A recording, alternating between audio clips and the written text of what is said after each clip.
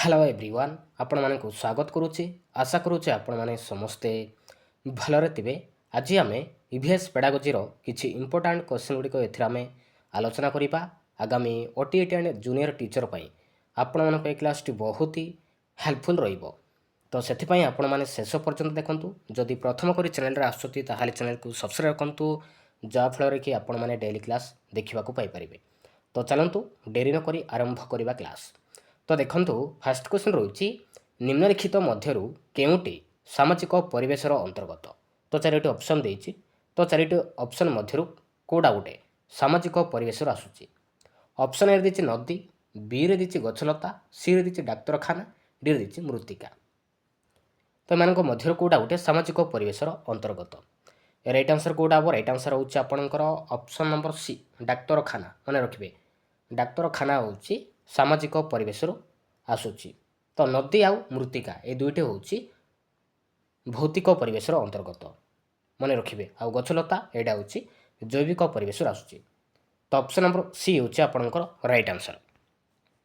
तो नेक्स्ट देखिबा। तो नेक्स्ट क्वेश्चन रहुछि निम्नलिखित मध्यरु केउटी सांस्कृतिक परिवेशर अंतर्भुक्त नुहे। तो चारिटी ऑप्शन देछि। तो चारिटी ऑप्शन मध्यरु कोडा गुटे सांस्कृतिक परिवेशरु आसु नै। ऑप्शन ए देछि पाठागार, बी रे देछि क्लब घर, सी रे देछि आखड़ा घर, डी रे देछि कोठाबाड़ी। राइट आंसर कोडा हबो? राइट आंसर होछि आपनकर ऑप्शन नंबर डी होछि आपनकर राइट आंसर कोठाबाड़ी। कोठाबाड़ी किंतु सांस्कृतिक परिवेशर अंतर्भुक्त नुहे। तो ऑप्शन नंबर डी होछि आपनकर राइट आंसर। तो नेक्स्ट देखिबा। तो नेक्स्ट क्वेश्चन रहुछि पर्यवेक्षण पद्धतिर केउ क्रमटी ठीक। पर्यवेक्षण पद्धतिर केउ क्रमटी ठीक अछि। ऑप्शन ए देछि पर्यवेक्षण, तापर देछि तथ्य विश्लेषण, तापर देछि तथ्य संग्रह, तापर देछि सिद्धांत निरूपण, बी रे देछि तथ्य संग्रह पर्यवेक्षण तथ्य विश्लेषण सिद्धांत निरूपण, सी रे देछि तथ्य विश्लेषण तथ्य संग्रह पर्यवेक्षण सिद्धांत निरूपण, डी रे देछि पर्यवेक्षण तथ्य संग्रह तथ्य विश्लेषण सिद्धांत निरूपण। तो केउ क्रमटी ठीक अछि? पर्यवेक्षण पद्धतिर केउ क्रमटी ठीक? राइट आंसर कोडा हबो? राइट आंसर होछि आपनकर ऑप्शन नंबर डी।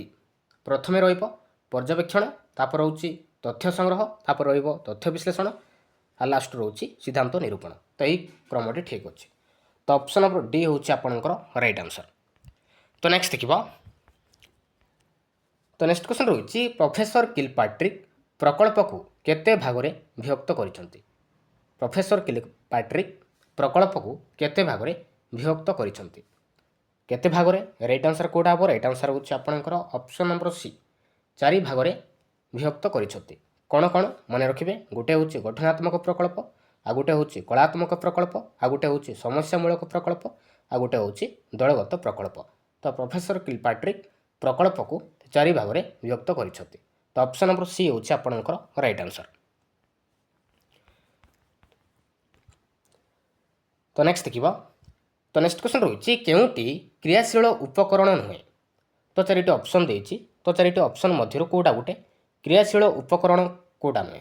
चलचित्र, ना भौगोलिक स्थान परिभ्रमण, ना मानचित्र अंकन, ना भौगोलिक पाठचक्र। कोडा राइट आंसर? राइट आंसर होछि आपनकर ऑप्शन नंबर ए जिबो आपनकर राइट आंसर। चलचित्र किंतु क्रियाशील उपकरण नुहे। एटा होछि दृश्य श्राव्य उपकरण। मन रखिबे। तो ऑप्शन नंबर ए जिबो आपनकर राइट आंसर। तो भौगोलिक स्थान परिभ्रमण, मानचित्र अंकन, भौगोलिक पाठचक्र ए तीनोटा होछि क्रियाशील उपकरण अटे, किंतु चलचित्र नुहे। तो ऑप्शन नंबर ए जिबो आपनकर राइट आंसर। तो नेक्स्ट देखिबा। तो नेक्स्ट क्वेश्चन देखिबा केउटी कामचला उपकरणर उदाहरण नुहे। तो चारिटी ऑप्शन देछि। तो चारिटी ऑप्शन मध्यरु कोडा गुटे कामचला उपकरणर एग्जांपल नुहे। मानचित्र, ना मॉडल, ना रिलीफ मानचित्र, ना कंप्यूटर। राइट आंसर कोडा हबो? राइट आंसर होछि आपनकर ऑप्शन नंबर डी होछि आपनकर राइट आंसर कंप्यूटर। कंप्यूटर किंतु कामचला उपकरणर एग्जांपल नुहे। एडा होछि दृश्य श्राव्य उपकरणर गुटे उदाहरण। तो मानचित्र ही गला, नमूना ही गला, मॉडल ही गला, रिलीफ मानचित्र ही गला। ए चारोटी होछि कामचला उपकरणर गुटे गुटे उदाहरण, किंतु कंप्यूटर नुहे। तो ऑप्शन नंबर डी होछि आपनकर राइट आंसर। तो नेक्स्ट देखिबा।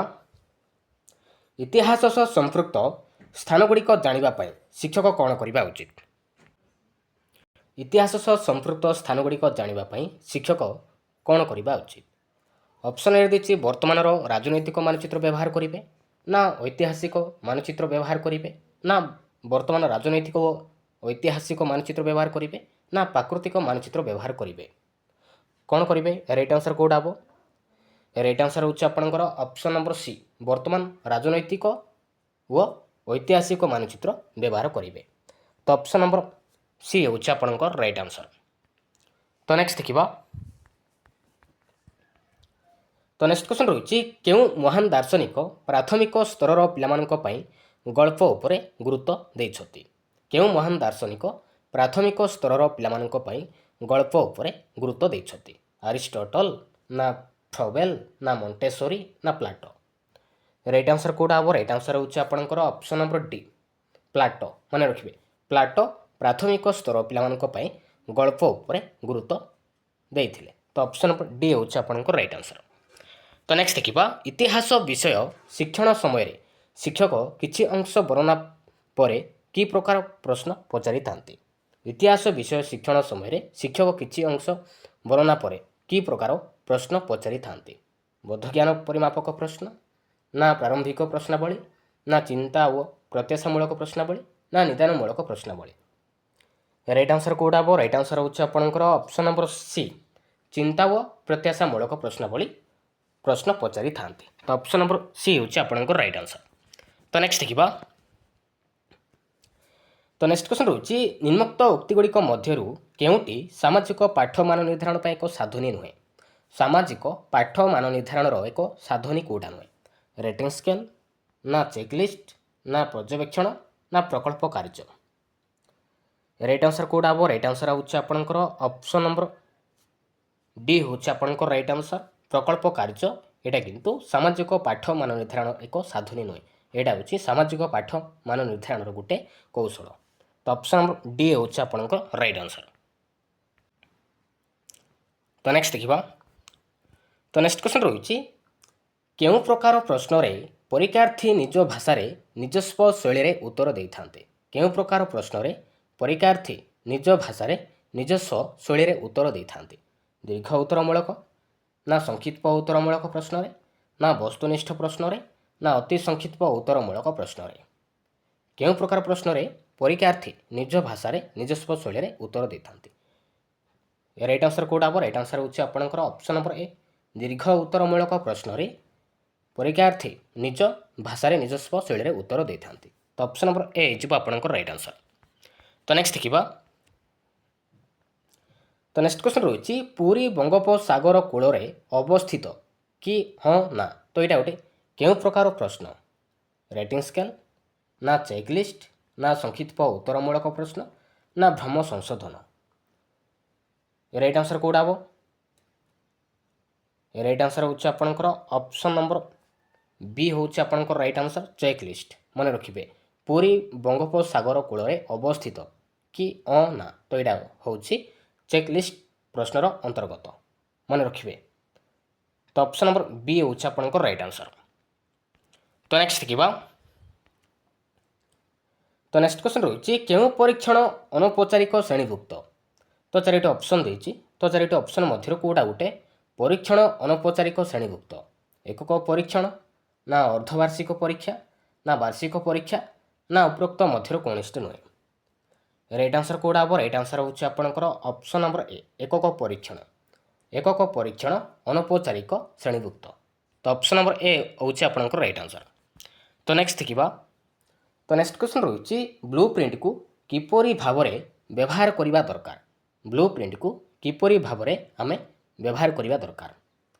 ଅପସନ୍ ଏ ଦେଇଛି ଏହାକୁ ବ୍ୟବହାର କରି ମୂଲ୍ୟାଙ୍କନ କରାଯାଏ, ନା ଏହା ଆଧାର କରି ପ୍ରଶ୍ନପତ୍ର ତିଆରି କରାଯାଏ, ନା ଏହା ଆଧାର କରି ପାଠ୍ୟକ୍ରମରେ ପରିବର୍ତ୍ତନ କରାଯାଏ, ନା ଏହା ଆଧାର କରି ଯୋଜନାପତ୍ର ପ୍ରସ୍ତୁତ କରାଯାଏ? କିପରି ଭାବରେ ଆମେ ବ୍ୟବହାର କରିବା ବ୍ଲୁ ପ୍ରିଣ୍ଟକୁ? ରାଇଟ୍ ଆନ୍ସର୍ କେଉଁଟା ହେବ? ରାଇଟ୍ ଆନ୍ସର୍ ହେଉଛି ଆପଣଙ୍କର ଅପସନ୍ ନମ୍ବର ବି ହେଉଛି ଆପଣଙ୍କର ରାଇଟ୍ ଆନ୍ସର୍, ଏହା ଆଧାର କରି ପ୍ରଶ୍ନପତ୍ର ତିଆରି କରାଯାଏ। ତ ଅପସନ୍ ନମ୍ବର ବି। ତ ନେକ୍ସଟ ଦେଖିବା। ତ ନେକ୍ସଟ କ୍ୱେଶ୍ଚନ୍ ରହିଛି ଶିକ୍ଷାର୍ଥୀର ସାମଗ୍ରିକ ମୂଲ୍ୟାୟନ ପାଇଁ କେଉଁ ପ୍ରକାରର ମୂଲ୍ୟାୟନ ଅତ୍ୟନ୍ତ ଜରୁରୀ। ଶିକ୍ଷାର୍ଥୀର ସାମଗ୍ରିକ ମୂଲ୍ୟାୟନ ପାଇଁ କେଉଁ ପ୍ରକାରର ମୂଲ୍ୟାୟନର ଅତ୍ୟନ୍ତ ଜରୁରୀ? ଏକକ ପରୀକ୍ଷଣ, ନା ଧାରାବାହିକ ମୂଲ୍ୟାୟନ, ନା ସଂବ୍ୟାପକ ମୂଲ୍ୟାୟନ, ନା ବାର୍ଷିକ ପରୀକ୍ଷାର ମୂଲ୍ୟାୟନ? ରାଇଟ୍ ଆନ୍ସର୍ କେଉଁଟା ହେବ? ରାଇଟ୍ ଆନ୍ସର୍ ହେଉଛି ଆପଣଙ୍କର ଅପସନ୍ ନମ୍ବର ସି, ସଂବ୍ୟାପକ ମୂଲ୍ୟାୟନର ଅତ୍ୟନ୍ତ ଜରୁରୀ। ତ ଅପସନ୍ ନମ୍ବର ସି। ତ ନେକ୍ସଟ ଦେଖିବା। ତ ନେକ୍ସଟ କ୍ୱେଶ୍ଚନ୍ ରହିଛି, ଜଣେ ଶିକ୍ଷାର୍ଥୀ ବିଭିନ୍ନ ରାଜା ଶାସକମାନଙ୍କର ଫଟୋଚିତ୍ର ସଂଗ୍ରହ କରି ଆଲବମ୍ ତିଆରି କରିବା, ତ ଏଇଟା ଗୋଟେ କେଉଁ ପ୍ରକାର ମୂଲ୍ୟାୟନର ଅନ୍ତର୍ଗତ? ସାମଗ୍ରିକ ମୂଲ୍ୟାୟନ, ନା ଧାରାବାହିକ ମୂଲ୍ୟାୟନ, ନା ନିଦାନ ଭିତ୍ତିକ ମୂଲ୍ୟାୟନ, ନା କୃତି ମୂଲ୍ୟାୟନ? ତ ଏଇଟା ହେଉଛି କୃତି ମୂଲ୍ୟାୟନର ଅନ୍ତର୍ଗତ। ତ ଅପସନ୍ ନମ୍ବର ଡି ହେଉଛି ଆପଣଙ୍କର ରାଇଟ୍ ଆନ୍ସର୍। ତ ନେକ୍ସଟ ଦେଖିବା। ତ ନେକ୍ସଟ କ୍ୱେଶ୍ଚନ୍ ରହିଛି, କେଉଁ ଦୁଇଟିକୁ ନେଇ ପରିବେଶ ଗଠିତ ହୋଇଛି? କେଉଁ ଦୁଇଟିକୁ ନେଇ ପରିବେଶ ଗଠିତ ହୋଇଛି? ଭୌତିକ ଓ ଜୈବିକ, ନା ଜନସମୁଦାୟ ଓ ପର୍ବପର୍ବାଣୀ, ନା ପ୍ରାକୃତିକ ଓ ସାମାଜିକ, ନା ଭୌତିକ ଓ ମନୁଷ୍ୟକୃତ? ରାଇଟ୍ ଆନ୍ସର୍ କେଉଁଟା ହେବ? ରାଇଟ୍ ଆନ୍ସର୍ ହେଉଛି ଆପଣଙ୍କର ଅପସନ୍ ନମ୍ବର ସି, ପ୍ରାକୃତିକ ଓ ସାମାଜିକ, ଏଇ ଦୁଇଟିକୁ ନେଇ ପରିବେଶ ଗଠିତ ହୋଇଛି। ତ ଅପସନ୍ ନମ୍ବର ସି ହେଉଛି ଆପଣଙ୍କ ରାଇଟ୍ ଆନ୍ସର୍। ତ ନେକ୍ସଟ ଦେଖିବା। ତ ନେକ୍ସଟ କ୍ୱେଶ୍ଚନ୍ ରହିଛି, କେଉଁ କମିଟି ପ୍ରାଥମିକ ବିଦ୍ୟାଳୟରେ ସାମାଜିକ ପାଠର ନାମ ପରିବର୍ତ୍ତନରେ ପରିବେଶ ଭାଗ 1 କରିବା ପାଇଁ ସୁପାରିଶ କରିଥିଲେ? ମୁଦାଲିୟର କମିଶନ 1952ରୁ 1953, ନା କୋଠାରୀ କମିଶନ 1964ରୁ 66, ନା ଈଶ୍ୱର ଭାଇ ପଟେଲ କମିଟି 1977, ନା ଜାତୀୟ ଶିକ୍ଷାନୀତି 1986? କେଉଁ କମିଟି ପ୍ରାଥମିକ ବିଦ୍ୟାଳୟରେ ସାମାଜିକ ପାଠର ନାମ ପରିବର୍ତ୍ତନରେ ପରିବେଶ ଅଧ୍ୟୟନ ଭାଗ 1 କରିବା ପାଇଁ ସୁପାରିଶ କରିଥିଲେ? କେଉଁ କମିଟି? ରାଇଟ୍ ଆନ୍ସର୍ କେଉଁଟା ହେବ? ରାଇଟ୍ ଆନ୍ସର୍ ହେଉଛି ଆପଣଙ୍କର ଅପସନ୍ ନମ୍ବର ସି, ଈଶ୍ୱର ଭାଇ ପଟେଲ କମିଟି 1977। ମନେ ରଖିବେ। ତ ଅପସନ୍ ନମ୍ବର ସି। ତ ନେକ୍ସଟ ଦେଖିବା।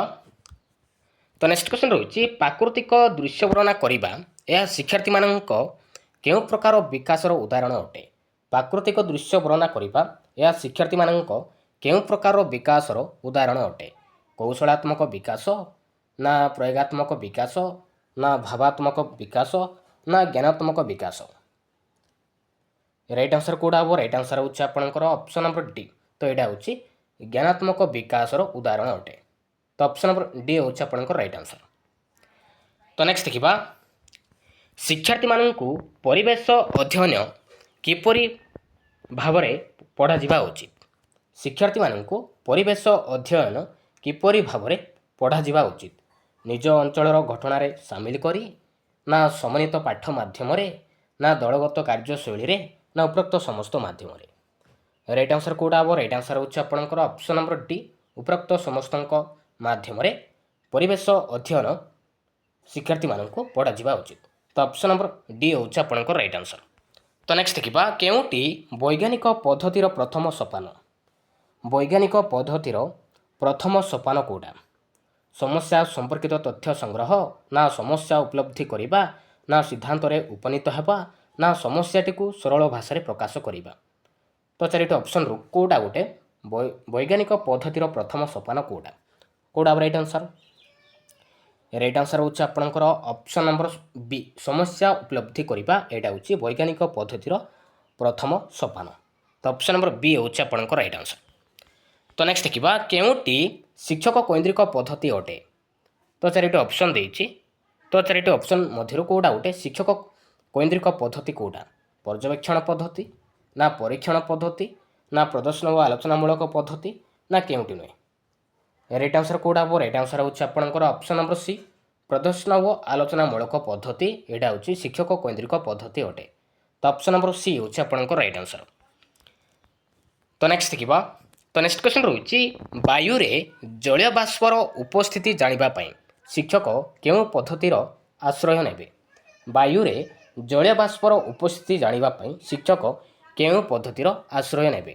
ଭାଷଣ ପଦ୍ଧତି, ନା ପ୍ରଦର୍ଶନ ଓ ଆଲୋଚନାମୂଳକ ପଦ୍ଧତି, ନା ଗଳ୍ପକଥନ ପଦ୍ଧତି, ନା ପର୍ଯ୍ୟବେକ୍ଷଣ ପଦ୍ଧତି? ରାଇଟ୍ ଆନ୍ସର୍ କେଉଁଟା ହେବ? ରାଇଟ୍ ଆନ୍ସର୍ ହେଉଛି ଆପଣଙ୍କର ଅପସନ୍ ନମ୍ବର ବି, ପ୍ରଦର୍ଶନ ଓ ଆଲୋଚନାମୂଳକ ପଦ୍ଧତି ଆଶ୍ରୟ ନେବେ। ତ ଅପସନ୍ ନମ୍ବର ବି। ତ ନେକ୍ସଟ ଦେଖିବା।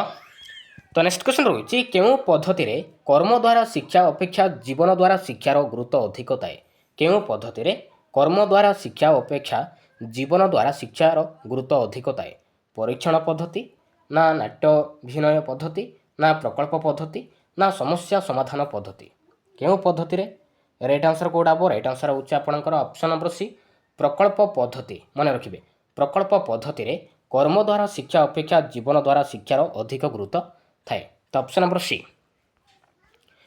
तो नेक्स्ट देखिबा तो नेक्स्ट क्वेश्चन रही कहा मतानुसार प्रकल्प होउछि सामाजिक परिवेष्टनी मध्य पूर्ण प्राण रे संपादित एक उद्देश्यपूर्ण कार्य स्टीवेनसन को ना एमजे हेराकटस ना श्री अरविंद ना किलपाट्रिक कहा मतरे राइट आंसर कोड हम राइट आंसर होउछि आपनकर ऑप्शन नंबर डी किलपाट्रिक मन रखिबे किलपाट्रिक मत अनुसार सामाजिक परिवेष्टनी मध्य पूर्ण प्राण रे संपादित एक उद्देश्यपूर्ण कार्य मन रखिबे तो ऑप्शन नंबर डी होउछि आपनकर राइट आंसर। तो नेक्स्ट देखिबा तो नेक्स्ट क्वेश्चन रही प्रकल्प पद्धति रे केतोटी सोपान रही प्रकल्प पद्धति रे केतोटी सोपान रही दुईटी ना चारोटी ना छटी ना आठटी राइट आंसर कोड हम राइट आंसर होउछि आपनकर ऑप्शन नंबर सी होउछि आपनकर राइट आंसर छटी कौन कौन मन रखिबे परिस्थिति सृष्टि प्रकल्प निर्वाचन उद्देश्य स्पष्टीकरण तापर होउछि योजना प्रस्तुति तापर होउछि कार्यकारिता तापर रहिबो शिक्षा मूल्यांकन तापर होउछि विवरणी लिपिबद्ध तो छटी प्रकल्प पद्धतिर सोपान अटे तो ऑप्शन नंबर सी होउछि आपनकर राइट आंसर। तो नेक्स्ट देखिबा तो नेक्स्ट क्वेश्चन रही कहा मतरे विज्ञान शिक्षार एक लक्ष्य होउछि वैज्ञानिक पद्धति और वैज्ञानिक मनोवृत्तिर विकास कहा मतरे विज्ञान शिक्षार एक लक्ष्य होउछि वैज्ञानिक पद्धति और वैज्ञानिक मनोवृत्तिर विकास जॉन डुई ना फ्रोबेल ना मॉन्टेसरी ना रूसो राइट आंसर कोड हम राइट आंसर होउछि आपनकर ऑप्शन नंबर ए जिबो आपनकर राइट आंसर जॉन डुई को मतरे तो ऑप्शन नंबर ए जिबो आपनकर राइट आंसर। तो नेक्स्ट देखिबा तो नेक्स्ट क्वेश्चन रही गोटे निर्दिष्ट दक्षता हासिल करने विभिन्न पद्धति अवलंबन कले ताकू कौन कहुए गोटे निर्दिष्ट दक्षता हासिल करने विभिन्न पद्धति अवलंबन कले ताकू कौन कहुए पंथा ना प्रकल्प ना प्रोत्साहन ना केउटी कौन कहुए ताको हम कहबा पंथा बोली कहबा तो ऑप्शन नंबर ए जिबा आपनकर राइट आंसर। तो नेक्स्ट देखिबा तो नेक्स्ट क्वेश्चन रही आविष्कार भित्तिक पंथा का कहुए आविष्कार भित्तिक पंथा क्या कहबा व्याख्यानमूलक पंथा को ना शिक्षण कार्य भित्तिक पंथा को ना दक्षता भित्तिक पंथा को ना केउटी नुहे राइट आंसर कोड हम राइट आंसर होउछि आपनकर ऑप्शन नंबर बी होउछि आपनकर राइट आंसर शिक्षण कार्य भित्तिक पंथा को हम कहबा आविष्कार भित्तिक पंथा कहबा तो ऑप्शन नंबर बी।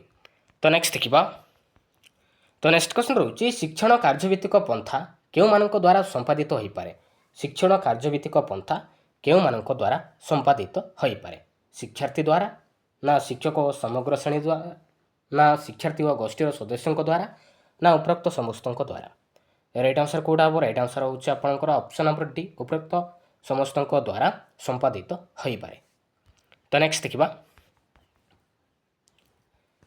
तो नेक्स्ट क्वेश्चन रही सामाजिक विज्ञान भूगोल रे विहूर्त गोलक एक तो यहाँ गोटे केउं प्रकार उदाहरण अटे तो गोलक तो यहाँ गोटे केउं प्रकार एग्जाम्पल अटे पठन उपकरण ना कामचला उपकरण ना दृश्य उपकरण ना प्रदर्शन उपकरण तो यहाँ हूँ दृश्य उपकरण अटे मन रखिए तो ऑप्शन नंबर सी हूँ आपनकर राइट आंसर। तो नेक्स्ट देखिबा तो नेक्स्ट क्वेश्चन रही केउं क्षेत्र में उपकरण संग्रह सहज साध्य नुहे सेपरी स्थले शिक्षक कौन करेंगे केउं क्षेत्र में उपकरण संग्रह सहज साध्य नुहे सेपरी स्थले शिक्षक कौन करेंगे हाथ गढ़ा उपकरण प्रस्तुत करेंगे ना बजार किणी आनिबे ना मौखिक भाव में शिक्षादान करेंगे ना केउंटी नुहे राइट आंसर कोड हम राइट आंसर होउछि आपनकर ऑप्शन नंबर ए जिबा आपनकर राइट आंसर हाथ गढ़ा उपकरण प्रस्तुत करेंगे तो ऑप्शन नंबर ए। तो नेक्स्ट देखिबा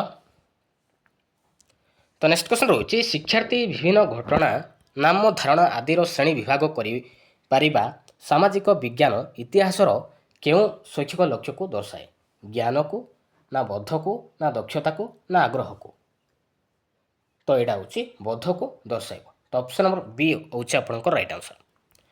तो नेक्स्ट देखिबा ତ ନେକ୍ସଟ କ୍ୱେଶ୍ଚନ୍ ରହୁଛି ରିଚା ପରିବେଶ 1ରେ ମୋଟ 100 ନମ୍ବରରୁ 55 ନମ୍ବର ପାଇଛି, ଏହା କାହାର ଉଦାହରଣ ଅଟେ? ରିଚା ପରିବେଶ 1ରେ ମୋଟ 100 ନମ୍ବରରୁ 55 ନମ୍ବର ପାଇଛି, ଏହା କାହାର ଉଦାହରଣ ଅଟେ? ମୂଲ୍ୟାୟନ ନା ପରୀକ୍ଷଣ ନା ମୂଲ୍ୟାଙ୍କନ ନା କେଉଁଠି ନୁହେଁ? ତ ଏଇଟା ହେଉଛି ମୂଲ୍ୟାଙ୍କନର ଉଦାହରଣ ଅଟେ। ତ ଅପସନ୍ ନମ୍ବର ସି ହେଉଛି ଆପଣଙ୍କର ରାଇଟ୍ ଆନ୍ସର।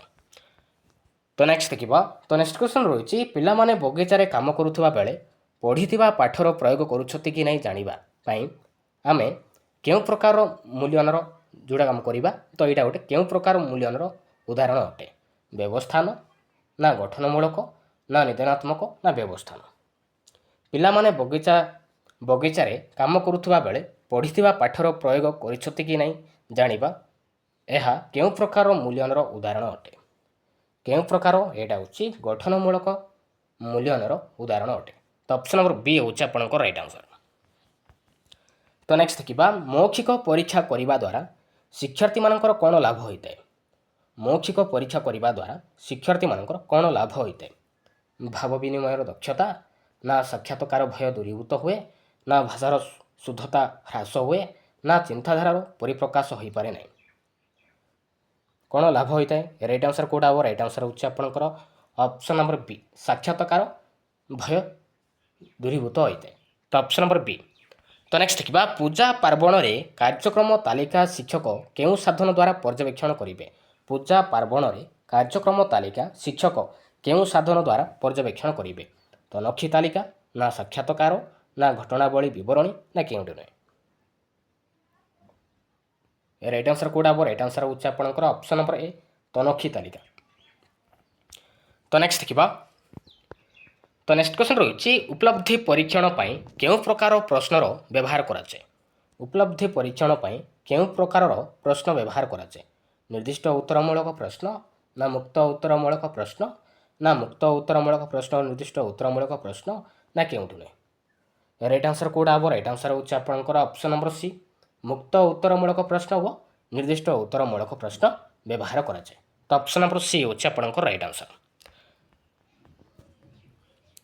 ତ ନେକ୍ସଟ ଦେଖିବା ବହୁ ବିକଳ୍ପ ପ୍ରଶ୍ନ ଦ୍ୱାରା ପରୀକ୍ଷାର୍ଥୀର କେଉଁ ଦକ୍ଷତା ଗୁଡ଼ିକ ମୂଲ୍ୟାୟନ କରାଯାଏ? ଉଚ୍ଚତର ମାନସିକ ପ୍ରକ୍ରିୟା ନା ଲିଖନ ବେଗ ନା ଚୟନ କରିବା ଦକ୍ଷତା ନା ଉପରୋକ୍ତ ସମସ୍ତ? ରାଇଟ୍ ଆନ୍ସର କେଉଁଟା ହେବ? ରାଇଟ୍ ଆନ୍ସର ହେଉଛି ଆପଣଙ୍କର ଅପସନ୍ ନମ୍ବର ଏ, ଉଚ୍ଚତର ମାନସିକ ପ୍ରକ୍ରିୟା ମୂଲ୍ୟାୟନ କରାଯାଏ। Option number A. ଏବେ ଦେଖିବା ଲାଷ୍ଟ କ୍ୱେଶ୍ଚିନ୍ କେଉଁଟି ପରିବେଶ ସମସ୍ୟାର କାରଣ ନୁହେଁ? ତ 4ଟି ଅପସନ୍ ଦେଇଛି। ତ 4ଟି ଅପସନ୍ ମଧ୍ୟରୁ କେଉଁଟା ଗୋଟେ ପରିବେଶ ସମସ୍ୟାର କାରଣ ନୁହେଁ? ଦ୍ରୁତ ଜନସଂଖ୍ୟା ବୃଦ୍ଧି ନା ବନୀକରଣ ନା ଯାନବାହନର ବହୁଳ ବ୍ୟବହାର ନା କଳକାରଖାନାର ଧୂଆଁ? କେଉଁଟା ହେବ ରାଇଟ୍ ଆନ୍ସର? ରାଇଟ୍ ଆନ୍ସର କେଉଁଟା ହେବ? ରାଇଟ୍ ଆନ୍ସର ହେଉଛି ଆପଣଙ୍କର ଅପସନ୍ ନମ୍ବର ବି, ବନୀକରଣ କିନ୍ତୁ ପରିବେଶ ସମସ୍ୟାର କାରଣ ନୁହେଁ। ମନେ ରଖିବେ। Thank you.